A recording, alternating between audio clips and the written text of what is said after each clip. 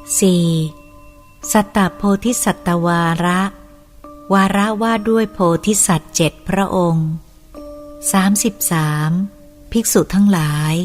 จักษุเกิดขึ้นแล้วแสงสว่างเกิดขึ้นแล้วแก่พระวิปัสสีโพธิสัตว์ในธรรมทั้งหลายที่ไม่เคยได้ฟังมาก่อนว่าสมุทัยภิกษุทั้งหลายจักษุเกิดขึ้นแล้วแสงสว่างเกิดขึ้นแล้วแก่พระวิปัสสีโพธิสัตว์ในธรรมทั้งหลายที่ไม่เคยได้ฟังมาก่อนว่านิโรธ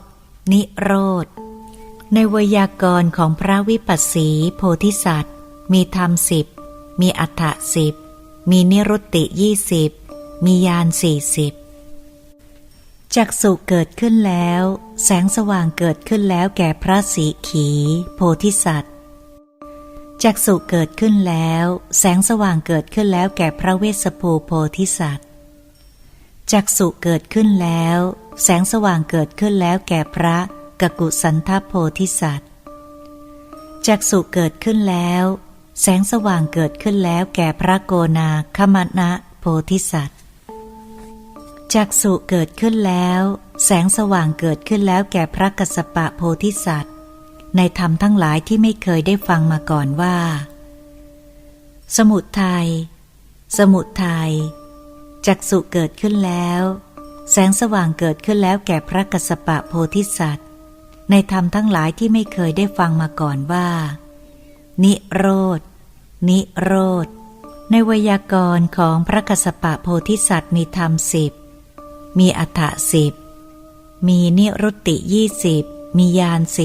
40จักษุเกิดขึ้นแล้วแสงสว่างเกิดขึ้นแล้วแก่พระโคดมโพธิสัตว์ในธรรมทั้งหลายที่ไม่เคยได้ฟังมาก่อนว่าสมุทัยจักษุเกิดขึ้นแล้วแสงสว่างเกิดขึ้นแล้วแก่พระโคดมโพธิสัตว์ในธรรมทั้งหลายที่ไม่เคยได้ฟังมาก่อนว่านิโรธ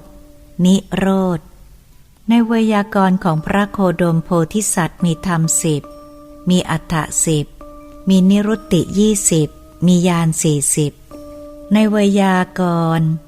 7ของพระโพธิสัตว์7พระองค์มีธรรม70มีอรรถ70มีนิรุตติ140มีญาณ280